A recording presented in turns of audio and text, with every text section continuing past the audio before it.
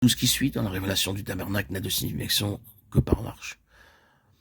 L'arche nous parle de la personne de Jésus-Christ, de constitution très simple, de forme parallélépipédique.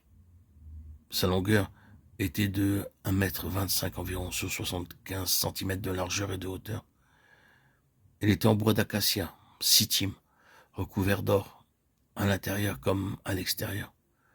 Le bois d'acacia symbolise à la fois l'humanité de Christ et l'incorruptibilité de la vie divine qui l'habitait. L'or, nous le savons, représente la nature divine. Il recouvrait l'intérieur comme l'extérieur de l'arche, montrant ainsi que Dieu, en Christ, bien que dans un corps d'homme, s'était volontairement dépouillé de ce qui était extérieur et visible de sa divinité, mais qu'il l'était cependant dans toute sa personne. Sur l'arche était placé un couvercle de même longueur et largeur, également en bois d'acacia recouvert d'or, appelé propitiatoire, sur lequel 2 chérubins d'or se faisaient face l'un à l'autre, avaient leur face tournée vers le propitiatoire. Ce propitiatoire nous parle de l'œuvre expiatoire accomplie par le Seigneur Jésus-Christ en notre faveur. C'est lui que Dieu a destiné à être par son sang pour ceux qui croiraient victimes propitiatoires afin de montrer sa justice. Romains 3, 25. Le grand jour des expiations, une fois l'an, le souverain sacrificateur revêtu de la tunique sacrée, Lévitique 16, 4, entrait dans la présence de Dieu, dans le lieu très saint avec le sang d'un animal, pour les péchés du peuple, faisait l'aspersion du sang sur le propitiatoire, et devant le propitiatoire, Lévitique 16, 15.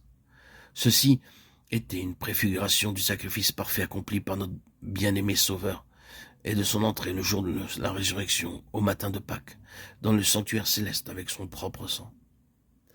Mais Christ est venu comme souverain sacrificateur des biens à venir. Il est entré une fois pour toutes dans le lieu très saint, non avec le sang des boucs et des veaux, mais avec son propre sang, ayant obtenu une rédemption éternelle. Hébreux 9, 11, 12. Les chérubins sont des êtres célestes dans leur position sur le propitiatoire. Ils montraient que le temps n'était pas venu où l'homme pouvait s'approcher de Dieu. Hébreux 9, 1 à 10. Tout ce qui concernait le tabernacle n'avait de signification que par l'arche. Dieu avait donné l'ordre à Moïse de placer l'arche dans le lieu très saint du tabernacle. Il apporta l'arche dans le tabernacle, il mit le voile de séparation. Exode 40, 21.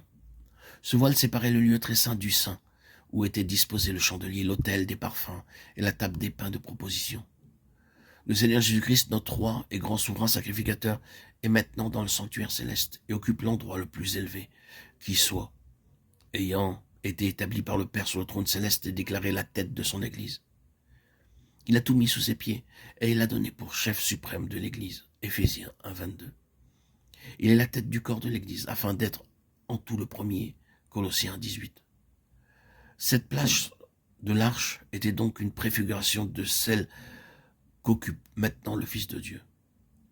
Dès que le tabernacle fut achevé conformément au modèle révélé, dressé suivant l'ordre établi par Dieu, et l'arche mise à sa place, 2 choses nous sont montrées.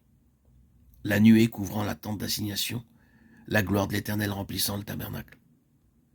La nuée qui nous parle du Saint-Esprit et la gloire de la présence de Dieu se tenant au sein de son peuple montre que désormais tout serait gouverné depuis l'arche dans le lieu très saint.